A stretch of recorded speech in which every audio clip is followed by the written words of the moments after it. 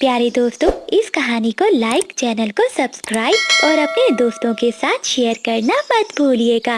हे भगवान, तू मुझसे ये कैसी परीक्षा ले रहा है? अब मैं क्या करूं? हाँ, मुझे पता था कि तुम मनहूस चिड़िया एक बेटी को ही जन्म देगी। चल अब जल्दी से इसे मुझे दे, मैं अभी इसे घने जंगल में छोड़कर आ रहा हूँ। नहीं गुड्डू जी, ऐसा मत कीजिए। मैं आपसे विनती करती हूँ, प्लीज मेरी बच्ची को मुझसे दूर मत कीजिए। अच्छा ठीक है, जब तेरी यही इच्छा है तो तू अपनी इस मनहूस बच्ची को लेकर इस घर से हमेशा के लिए चली जा, क्योंकि मैं इसे अपनी नजरों के सामने देखना नहीं चाहता हूँ। रात का समय था और गुड्डू चिड़ा अपनी पत्नी और बेटी को हमेशा के लिए घर से निकाल देता है। चारों तरफ अंधेरा छाया हुआ था। बेचारी नैना चिड़िया रोती हुई अपनी बेटी को लेकर जंगल में इधर उधर भटकने लगी। ठंडी हवाएं चल रही थी, उसकी बेटी ठंड से कांप रही थी। नैना चिड़िया अपनी बेटी की ऐसी हालत देखकर वह तुरंत एक पेड़ पर पत्तों के पीछे छिपकर बैठ गई। माँ, क्या मैं इतनी बुरी हूँ कि पापा मेरी वजह से आपको घर से निकाल दिए? नहीं मेरी नन्ही परी, तुम तो मेरी प्यारी गुड़िया हो। तुम घबराओ मत, मैं तुम्हें कुछ नहीं होने देगी। मैं हमेशा तुम्हारा ख्याल रखूंगी। ऐसे ही वो पूरी रात उसी पत्तों के पीछे बैठी रही। धीरे धीरे सुबह हो जाती है। नैना चिड़िया फिर से अपनी बेटी को लेकर उड़ती है और वह अपनी पुरानी सहेली के घर गई। अरे नैना, तुम यहाँ? क्या हुआ? तुम रो क्यों रही हो? सुरीली, क्या तुम मुझे कुछ दिनों के लिए अपने घर में रहने की जगह दे सकती हो? नैना, मेरी सहेली, मुझे माफ कर दो। मैं तुम्हारी कोई मदद नहीं कर सकती। नैना चिड़िया मायूस होकर आंखों में आंसू लिए फिर से अपनी बेटी को लेकर इधर उधर भटकने लगी। दोस्तों, आगे की कहानी पार्ट 2 में देखेंगे। तब तक के लिए बाय बाय। लेकिन तभी शाम को उसे एक पेड़ दिखा जिसमें एक बड़ा सा खोखला था। वह तुरंत उसके अंदर गई। नैना चिड़िया अब थोड़ा राहत की सांस लेती है। ऐसे ही दिन गुजरते गए। उधर गुड्डू चिड़ा दूसरी शादी कर लेता है। रुमझुम, तुम बहुत सुंदर हो, मैं तुमसे शादी करके बहुत खुश हूँ। गुड्डू चिड़ा रुमझुम कबूतरी से बहुत प्यार करता है। उसे हमेशा महंगी चीजें लाकर देता। रुमझुम कबूतरी उसके सामने हमेशा मुस्कुरा देती थी, लेकिन उसके दिल में एक बहुत बड़ा राज छिपा था, जिसके बारे में गुड्डू चिड़े को जरा सा भी भनक नहीं था। रुमझुम कबूतरी रोज शाम को सज धज के कहीं घूमने जाती थी और गुड्डू के आने से पहले ही वह वापस घर लौट आती थी। ऐसे ही दिन बीतते गए। एक दिन वो भी एक अंडा दी।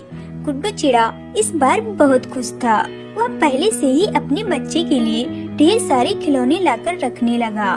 फिर कुछ दिन बाद वो अंडा फूटता है, लेकिन उस अंडे से एक कौवे का बच्चा बाहर निकला। गुड्डू चिड़ा तो यह देखकर चौंक उठा। रुमझुम, ये क्या? तुम्हारे अंडे से एक कौवे का बच्चा कैसे बाहर निकला? अरे गुड्डू जी, छोटे बच्चे ऐसे ही दिखते हैं। ये बड़ा होकर तुम्हारे जैसा बन जाएगा। गुड्डू चिड़ा फिर से उसकी बातों में आ जाता है और उस बच्चे को अपना समझकर गले से लगा लिया। लेकिन जंगल के कुछ पक्षी यह सब देखकर आपस में बातें करने लगे। उधर नैना चिड़िया की बेटी यानी कि लाडो अब बड़ी हो चुकी थी। वह बहुत ही समझदार थी। वो हमेशा अपनी माँ के कामों में हाथ बटाती थी और दोनों माँ बेटी एक दूसरे का ख्याल रखती थी। यही गुड्डू चिड़े का बेटा भूरा, वो भी अब बड़ा होने लगा था, लेकिन वो अभी से ही बुरी आदतें सीखना शुरू कर दिया था। भूरी, मेरा खिलौना दो। मेरा खिलौना मुझे वापस करो। छोटी चिड़िया, अब ये खिलौना मेरा हो गया है, मैं तुझे नहीं दूंगा। भूरा वो खिलौना लेकर वहाँ से भाग जाता है। दोस्तों, आगे की कहानी पार्ट 3 में देखेंगे। तब तक के लिए बाय बाय। घोंसला टूटकर धड़ाम से नीचे जमीन पर गिर जाता है। बल्लू जी, आपने बिल्कुल सही कहा था। चलिए अब हम हमारे नए घोंसले में जाते हैं। लाडो, बारिश का मौसम शुरू हो गया है। अब हम अनाज लाने के लिए बार बार घर से बाहर नहीं जा पाएंगे, इसीलिए हमें ढेर सारा अनाज घर में जमा करके रखना होगा। हाँ बल्लू जी, आपने बिल्कुल सही कहा, लेकिन अभी तो बाहर बहुत तेज बारिश शुरू है। जैसे ही बारिश रुक जाएगी, हम दोनों अनाज लाने के लिए बाहर निकलेंगे। ठीक है लाडो। आहा, ये बारिश के मौसम में मिट्टी की कितनी अच्छी खुशबू आती है। मुझे तो ये खुशबू बहुत पसंद है। हाँ, वाह वाह वाह। काश अभी इसी वक्त गर्मा गर्म चाय और पकोड़े मिल जाते तो कितना अच्छा होता। मीनू मौसी ऐसा बोल ही रही थी कि तभी टूनी चिड़िया गर्मा गर्म चाय और पकोड़े लेकर मीनू मौसी के घर में आ जाती है। ये लीजिए मौसी, मैं हम दोनों के लिए गर्मा गर्म चाय और पकोड़े लेकर आई हूँ। अरे वाह वाह वाह वाह, ऊपर वाले ने मेरी इतनी जल्दी सुन ली। टूनी, ये तूने बहुत बढ़िया काम किया। अभी तेरे आने से पहले मैं चाय और पकोड़े के बारे में ही सोच रही थी।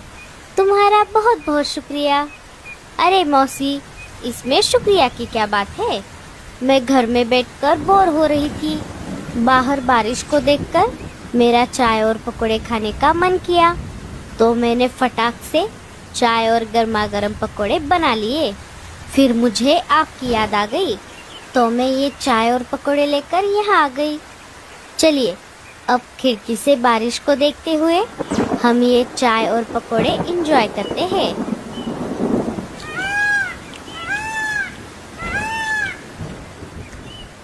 वाह टूनी, पकोड़े तो बहुत अच्छे बनाए हैं, और चाय का तो क्या ही कहना।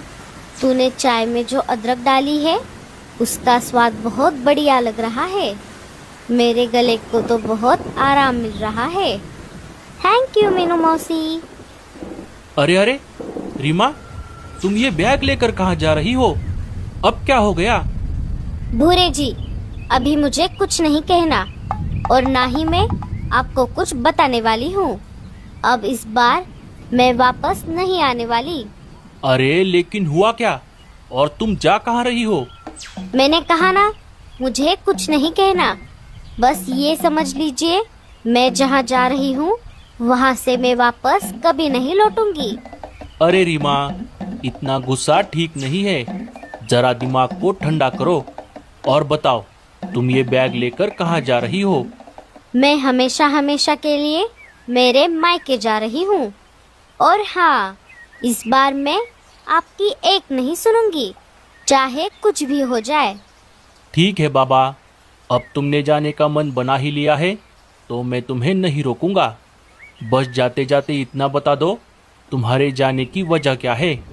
वाह भूरे जी, मान गई आपको। कितने भोले बन रहे हो, ऐसे पूछ रहे हो जैसे आपको कुछ पता ही नहीं। अरे रीमा डार्लिंग, अगर मुझे पता होता तो मैं तुमसे क्यों पूछता। चलो अब टॉपिक को इतना मत खींचो, जल्दी से बताओ तुम क्यों जा रही हो? ठीक है, अब जाते जाते मैं आपको बता ही देती हूँ।